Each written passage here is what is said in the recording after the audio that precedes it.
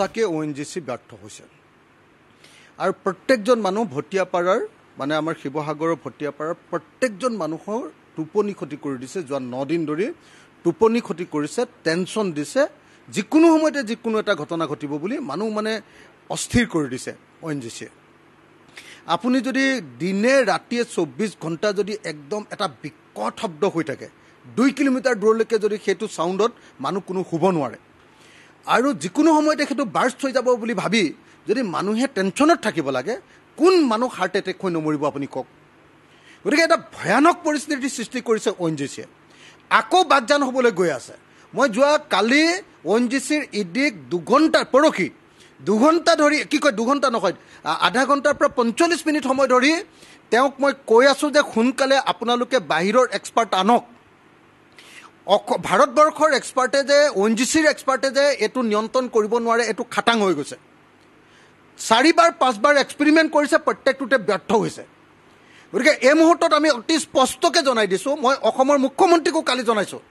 পৰহি জনাইছোঁ যে মুখ্যমন্ত্ৰী ডাঙৰীয়া ONGCয়ে নোৱাৰে আপুনি চেয়াৰমেনৰ লগত কথা পাতক বাহিৰৰ পৰা এক্সপাৰ্ট আনিব লাগে বিদেশী এক্সপাৰ্ট যদি নানে তেতিয়াহ'লে কোনোপধ্যে আমাৰ ইয়াৰ মানুহ নাবাচে আপোনালোকে চাওক যে সেই অঞ্চলত মই মথাউৰি এটা নতুনকৈ বনাইছিলোঁ বহুত ডাঙৰকৈ সেই মথাউৰিটো ভাঙি চিঙি পেলাইছে এতিয়া গোটেই ডাঙৰ ডাঙৰ গাড়ী গৈ তাতে নদী প্ৰটেকশ্যনৰ কাৰণে গোটেই ব্যৱস্থা কৰি তাতে মই জিঅ' বেগ লগাইছিলোঁ সেই অঞ্চলটোৰ পৰা পানী তুলি তুলি এতিয়া সেই জিঅ' বেগবিলাকো সহায় আছে এতিয়া তো তালৈ যোৱা নেশ্যনেল হাইৱেৰ পৰা ৰাস্তাটো গোটেইটো ভাঙি শেষ কৰিছে ইমান ডাঙৰ ডাঙৰ গাড়ী আহিছে তাত নাম আপোনাৰ কি কয় এটা হেল্থ কেম্প দিছে ONGCয়ে না এম্বুলেঞ্চ এখন দিছে না খাবৰ কাৰণে আমাৰ মানুহবিলাকক কিবা ব্যৱস্থা কৰিছে চব আমি ৰাজ্য চৰকাৰে কৰিছোঁ 25,000 টকাকৈ এটা এটা ফেমিলিক দিছোঁ সেইখিনি পইচাও ৰাজ্য চৰকাৰৰ আমি কি হেল্থ কেম্প কৰিছোঁ সেইটোও ৰাজ্য চৰকাৰৰ এম্বুলেঞ্চ দিছোঁ সেইটোও ৰাজ্য চৰকাৰৰ ৰাতি 12টা 1টা বজাত শুব নোৱাৰোঁ অনবৰতে এটা এম্বুলেঞ্চৰ কথা ভাবি থাকিব লাগে তাৰপাছত আকৌ আপোনাৰ কি কয় আপোনাৰ যদি চাই আপুনি তেওঁলোকে আনকি কি কৈছে যে এই যে আমি যে খাদ্য দি আছোঁ কেম্পবিলাকত মানুহক সেই খাদ্যৰ কাৰণেও 1 টকাৰ কণ্ট্ৰিবিউশ্যন ONGCৰ পৰা নাই